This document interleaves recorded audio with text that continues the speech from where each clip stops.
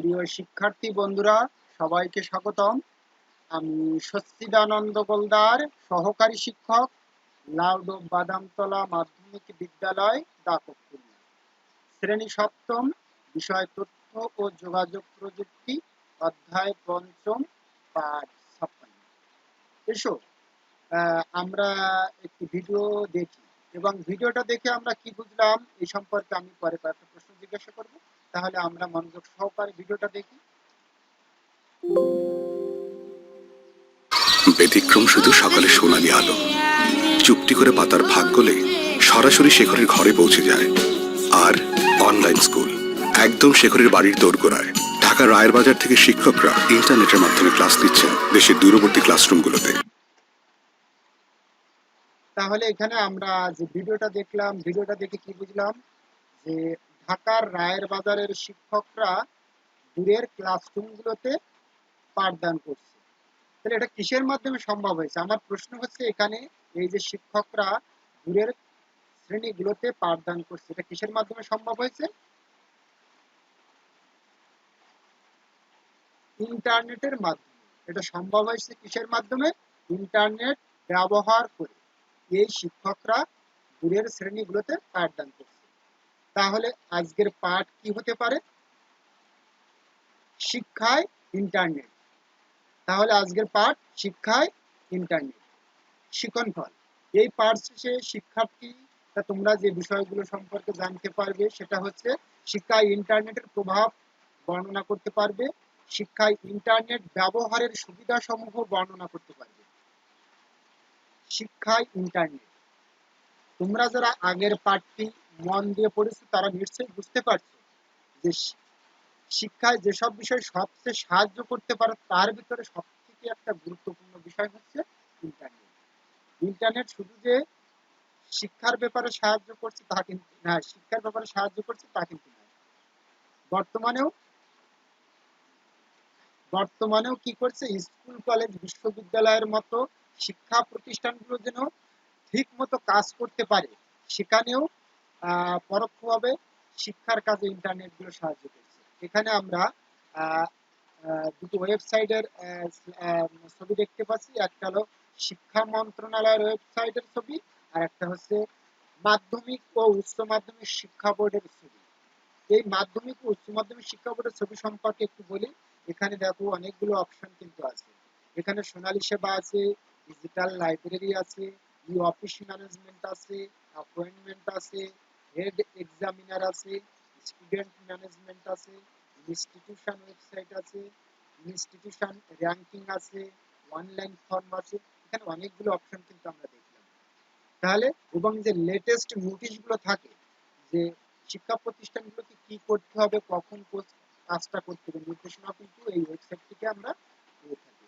এখানে আমরা যেমন বলবো যে স্টুডেন্ট ম্যানেজমেন্ট, এখানে শিক্ষার্থীদের কখন ভর্তি নিতে হবে, কখন রেজিস্ট্রেশন করতে হবে, কখন অ্যাডমিট কার্ড পেতে হবে, এটা আমরা যাবতীয় তথ্য কিন্তু পেয়ে থাকি স্টুডেন্ট ম্যানেজমেন্ট থেকে।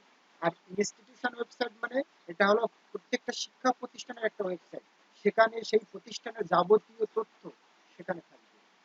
আর উপরে যেটা দেখছি যে শিক্ষা মন্ত্রণালয়ের ওয়েবসাইট, এখান থেকে শিক্ষা মন্ত্রণালয় যখন যে অফিস অর্ডার গুলো করে থাকে, যখন যে সার্কুলার গুলো দিয়ে থাকে, সেটা কিন্তু কি করা হয়, শিক্ষা প্রতিষ্ঠানগুলো সেই সার্কুলার এবং অফিস অর্ডারের মাফিক তাদের কার্যক্রমগুলো পরিচালনা করে থাকে। এবং এর মাধ্যমেই কিন্তু এখন কাগজ কলমে কোনো কাজ নাই, এখন কিসের মাধ্যমে কাজ হচ্ছে, সব অনলাইনের মাধ্যমে, ইন্টারনেট ব্যবহার করে।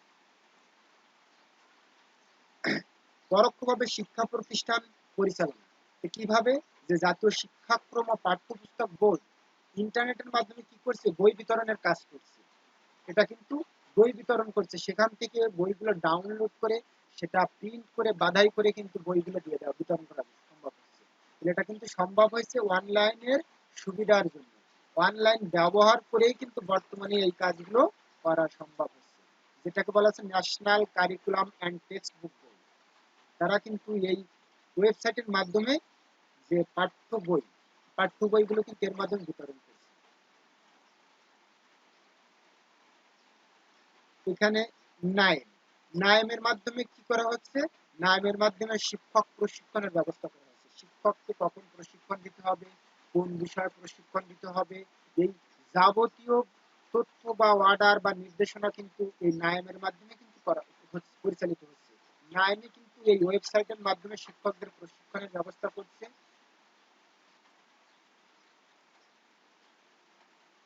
শিক্ষক বাতায়ন, আমরা এখানে যে ওয়েবসাইটটা দেখতে পাচ্ছি সেটা হচ্ছে শিক্ষক বাতায়নের একটা ওয়েবসাইট। এই শিক্ষক বাতায়ন একজন শিক্ষক ডিজিটাল ক্লাস তৈরি করে সে সেখানে এই শিক্ষক বাতায়নে আপলোড করতে পারে। এবং যদি কোনো শিক্ষক মনে করে যে আমি একটা ক্লাস আপলোড করলাম এবং এই বিষয়ে আমি আর একটা ক্লাস আর একজন শিক্ষক কিভাবে করেছে, সে কিন্তু সেখান থেকে কি করতে পারছে, সেই ক্লাসটা ডাউনলোড করে সেটাকে মডিফাই করে সেটা কিন্তু সে দেখতে পাচ্ছে এবং সেই ডিজিটাল ক্লাসের মাধ্যমে কিন্তু সে ক্লাসটা নিতে পারছে। শিক্ষার্থীদের ডিজিটাল ক্লাসরুমে সেই ক্লাসটা কিন্তু সে নিতে পারছে। তাহলে এখান থেকে যেমন শিক্ষক উপকৃত হচ্ছে, শিক্ষার্থীরাও উপকৃত হচ্ছে। এখানে একজন শিক্ষকের যেমন পেশাগত দক্ষতা বৃদ্ধি পাচ্ছে, এর মাধ্যমেও শিক্ষার্থীরাও কিন্তু উপকৃত হচ্ছে। একজন শিক্ষক যে মাল্টিমিডিয়া ক্লাসরুম পরিচালনা করছে, কিভাবে সে পরিচালনা করছে, কিভাবে যে ক্লাসটা নিচ্ছে, এটা কিন্তু একটা মনিটরিং এর ব্যবস্থা আছে।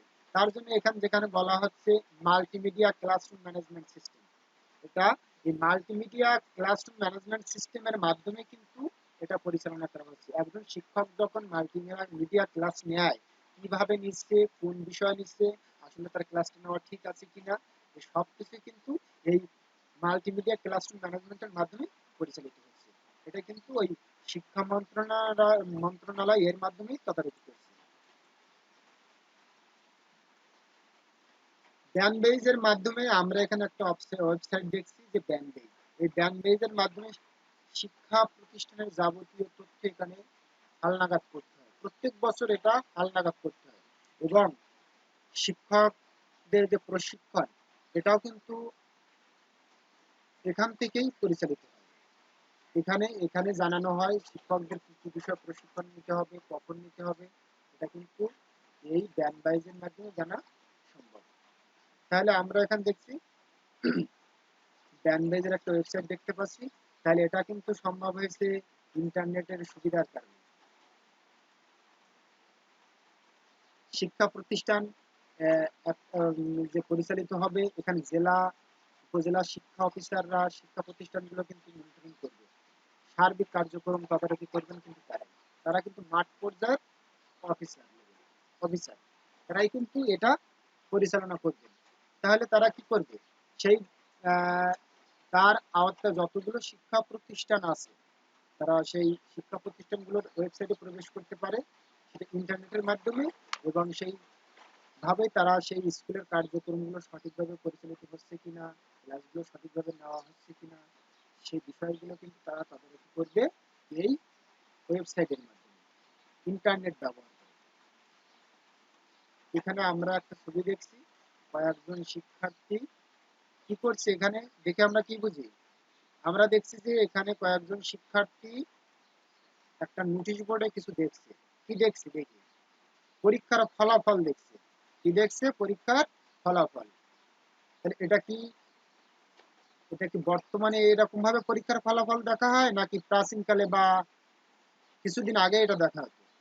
এটা কিন্তু কিছুদিন আগেও কিন্তু পরীক্ষার ফলাফল জানার জন্য কোনো পরীক্ষার্থীকে বা তার অভিভাবককে অনেক দূর থেকে সেই প্রতিষ্ঠানে যেতে হতো, যাওয়ার পর তাকে কিন্তু সেই পরীক্ষার ফলাফলটা জানতে হতো। কিন্তু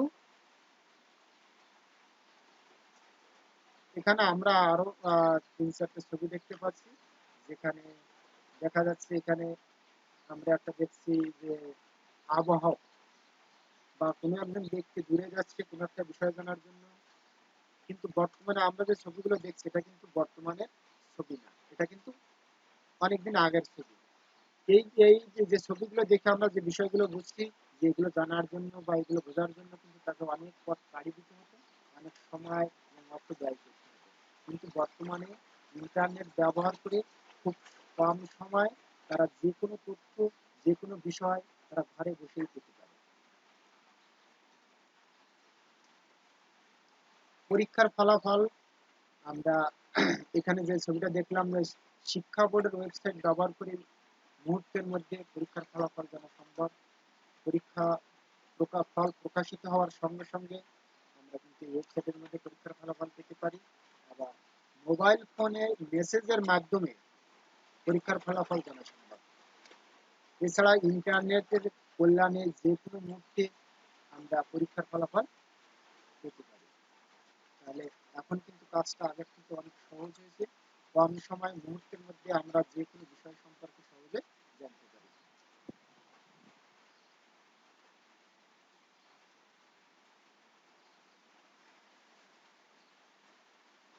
ইন্টারনেটের মাধ্যমে স্কুল, কলেজ, বিশ্ববিদ্যালয় ভর্তি পরীক্ষা রেজিস্ট্রেশন করা হতো।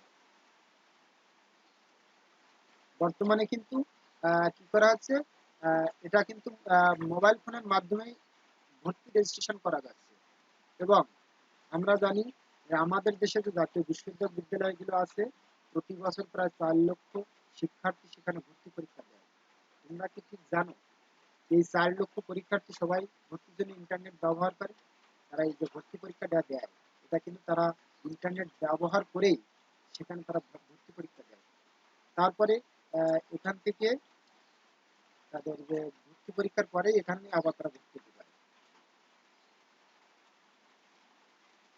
ইন্টারনেটের মাধ্যমে যে এই যে কার্যক্রম পরিচালিত হচ্ছে, সেটা কিন্তু একটা জাতীয় বিশ্ববিদ্যালয়ের দুটো ওয়েবসাইট আছে, এখানে এই ওয়েবসাইটের মাধ্যমে কিন্তু যাবতীয় কার্যক্রম পরিচালনা করা হয়। শিক্ষক.com ওয়েবসাইটে অনেক শিক্ষক নানা বিষয়ে কোর্স করিয়ে থাকেন।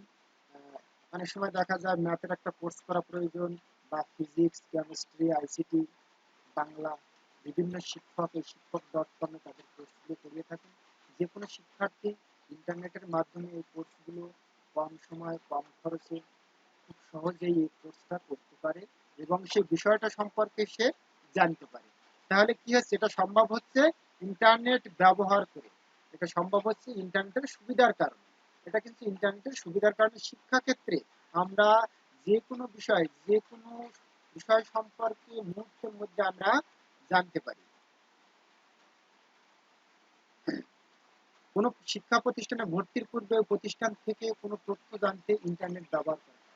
আগে একজন মানুষকে সে প্রতিষ্ঠানে ভর্তি হতে হলে তাকে কি করতে হতো, সে প্রতিষ্ঠানে যেতে হতো, বহুদূর হেঁটে বা বিভিন্নভাবে সেখানে যেয়ে তাকে কিন্তু সে প্রতিষ্ঠান সম্পর্কে জানতে হতো। আর এখন কিন্তু সেই ব্যক্তিকে সেই প্রতিষ্ঠানে কি যাওয়া লাগে না। আমরা এই ভিডিওটা দেখেই বুঝতে পারবো যে আসলে সিটিতে ভর্তি যাবতীয় ফর্মালিটি এখন আমরা ঘরে বসে পূরণ করতে পারি। আর ভর্তির আগে যদি সেই প্রতিষ্ঠানের ব্যাপারে কিছু জানতে ইচ্ছে করে, তাহলে মুহূর্তেই ঢুমিয়ে আসা যাবে তাদেরই ওয়েবসাইট থেকে। তাহলে আমরা কি জানতে পারলাম যে সেই প্রতিষ্ঠান সম্পর্কে যদি কিছু জানার থাকে, তাহলে আমরা সেই প্রতিষ্ঠানের ওয়েবসাইটে ঢুকে সেই প্রতিষ্ঠান সম্পর্কে বিস্তারিত জানতে পারি। পৃথিবীর যে কোনো শিক্ষা প্রতিষ্ঠানের ওয়েবসাইটে ঢুকে সেই প্রতিষ্ঠান সম্পর্কে যাবতীয় তথ্য আমরা পেতে পারি। শিক্ষার্থী বন্ধুরা, তোমাদের জন্য একটি জোড়াই কাজ, নির্ধারিত সময় 5 মিনিট। জোড়াই কাজটা হচ্ছে, যখন ইন্টারনেট ছিল না তখন একজন মানুষ কেমন করে লেখাপড়া করত, এটা হচ্ছে জোড়াই কাজ। তোমরা দুইজনের মতামত নিয়ে খাতায় এই জোড়াই কাজটা করবে এবং সেটা কিন্তু আমাকে আগামী ক্লাসে অবশ্যই দেখাবে। শিক্ষায় ইন্টারনেট ব্যবহারের সুবিধা। ইন্টারনেট ব্যবহার করে শিক্ষাক্ষেত্রে কি কি সুবিধা পাওয়া যায় সেই ছবিগুলো আমরা এখন দেখব। যে প্রথম যে ছবিটা দেখছি, একজন শিক্ষক কিছু শিক্ষার্থীদের নিয়ে পাঠদান করছে একটা শ্রেণীকক্ষে। এটা আমরা দেখছি সনাতন পদ্ধতির পাঠদান, বা কিছুদিন আগেও এভাবে পাঠদান করা হতো। পাঠদানটা শুধু শ্রেণীকক্ষে সীমাবদ্ধ থাকতো। তারপর আমরা 2 নাম্বার যে ছবিটা দেখছি, যে একটা ভার্চুয়াল ক্লাসরুম, একটা ক্লাসরুম আছে, এখানে সামনে একটা বড় ধরনের বড় মনিটর আছে, সেখানে শিক্ষার্থীরা সেই মনিটরে কিছু দেখছে। তাহলে এটা দেখে আমরা হয়তো বুঝতে পারছি এটা একটা ভার্চুয়াল ক্লাসরুম। এখানে দূরের কোনো শিক্ষক পাঠ দিচ্ছে এবং শিক্ষার্থীরা বসে সেই পাঠটা কিন্তু দেখছে। এখানেও 3 নম্বর ছবিতে ঠিক একরকম, যে একজন শিক্ষক পাঠ দিচ্ছে এবং বিভিন্ন জায়গা থেকে ভার্চুয়াল ক্লাসরুমে বসে শিক্ষার্থীরা সেই পাঠটা দিচ্ছে। তাহলে এই দূরে বসে যে শিক্ষকের সামনে যে কয়েকজন ভার্চুয়াল ক্লাসরুমে শিক্ষকের সামনে যে কয়েকজন শিক্ষার্থী বসে আছে, সেই শিক্ষার্থীরা শুধু ক্লাসে উপস্থিত না, এই ভার্চুয়াল ক্লাসরুমের মাধ্যমে যে কোনো জায়গা থেকে শিক্ষার্থীরা অংশগ্রহণ করতে পারে।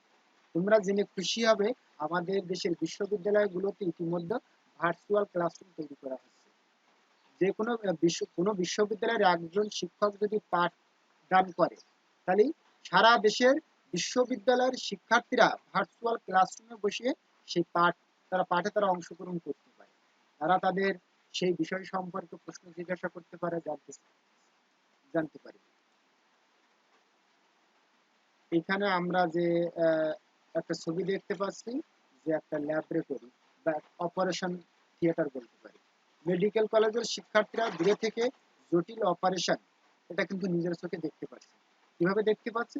অনলাইন ব্যবহার করে, ইন্টারনেট ব্যবহার করে, যে কিভাবে অপারেশনটা হচ্ছে, একটা জটিল অপারেশন কিভাবে হচ্ছে এটা কিন্তু তারা দেখতে পাচ্ছে অনলাইন ব্যবহার করে, এবং খুব সহজেই তারা সেই বিষয়টা সম্পর্কে জানতে পারছে এবং শিখতে পারছে।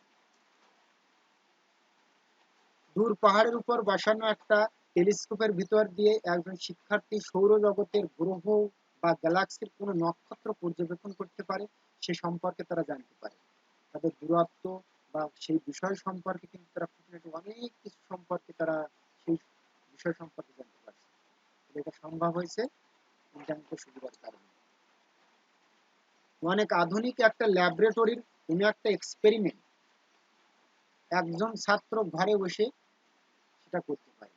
কি কি উপাদান দরকার, কিভাবে করতে হয়, তারা কিন্তু শিখে, ইন্টারনেটের মাধ্যমে তারা কিন্তু সেটা শিখে ঘরে বসেই খুব সহজে করতে পারছে।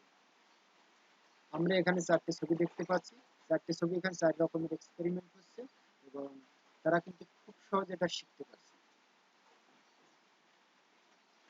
এখানে আমরা প্রথম যে ছবিটা দেখছি, একজন শিক্ষার্থী লাইব্রেরি থেকে একটা বই খুঁজে বের করার চেষ্টা করছে।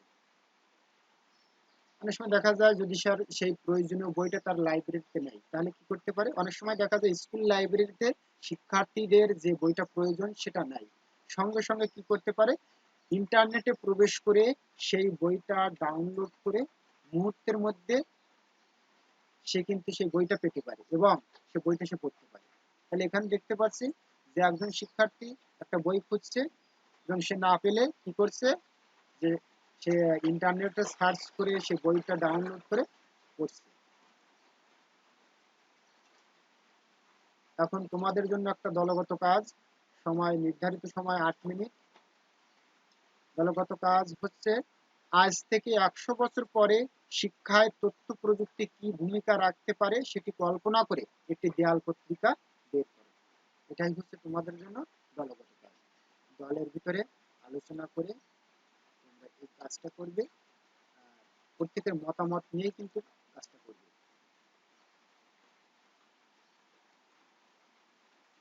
আমরা পাঠের প্রায় শেষ পর্যায়ে এসে পৌঁছেছি। তাহলে তোমাদের কাছে কিছু প্রশ্ন জিজ্ঞাসা করি। স্কুল কলেজের পরীক্ষার রেজাল্ট কোনটির মাধ্যমে খুব দ্রুত পাওয়া যায়? ক রেডিও, খ ইন্টারনেট, গ পত্র পত্রিকা, ঘ টেলিভিশন। সঠিক উত্তর আমার সঙ্গে মিলিয়ে নাও, ইন্টারনেট। ইন্টারনেট ব্যবহার করে স্কুল কলেজের পরীক্ষার রেজাল্ট খুব সহজে এবং খুব দ্রুত সেটা পাওয়া যায়। 2 নম্বর প্রশ্ন, বহুপদী প্রশ্ন। ইন্টারনেটের মাধ্যমে পাঠ্য বিষয়ে সহায়তা পাওয়া যায়, অনলাইনে ক্লাস করা যায়, ভর্তি কার্যক্রম সম্পন্ন করা যায়। তাহলে আমরা যে অপশনগুলো এখানে দেখলাম, ইন্টারনেটের মাধ্যমে এই 3টে কাজই সম্ভব।